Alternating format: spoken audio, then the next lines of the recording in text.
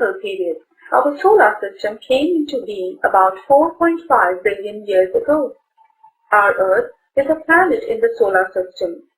So it is presumed that the Earth was also formed 4.5 billion years ago. The span of 4.5 billion years since the Earth's formation is a vast period of time. It is not easy to grasp this entire period all at once. It is necessary to divide it into a number of stages in order to understand it better. Therefore, the time in history is divided into two main periods. One, prehistoric period. Two, historic period. One, prehistoric period. Prehistory simply means before history.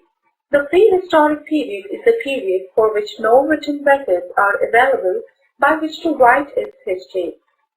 2. History period. The history period is the period for which written records are available using which we can write history. Scientific methods of measuring time and establishing age, dating. We are actually measuring time when we talk about today's date or day of the week, etc. We have seen that there are various methods of measuring time.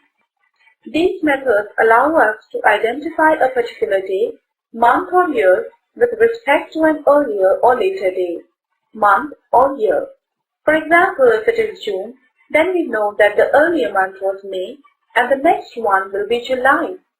If today is the 10th of June, then we can tell that tomorrow will be the 11th of June and yesterday was the 9th of June.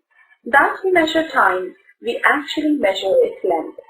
The events before the beginning of Common Era are mentioned as having occurred before the Common Era.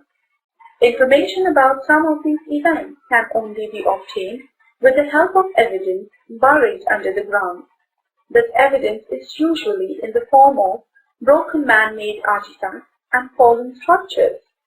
With the help of these remains and using scientific methods, we can determine the time of the events that took place thousands of years ago.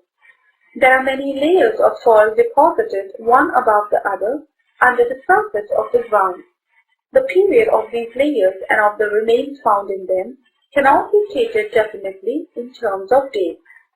However, a rough estimate of how many years ago they existed can certainly be made using scientific methods such as carbon-14 analysis, tree-rings analysis, dendrochronology, etc. These methods are known as dating techniques. By using these dating techniques, we learn how old the layers of soil and the remains found in them are.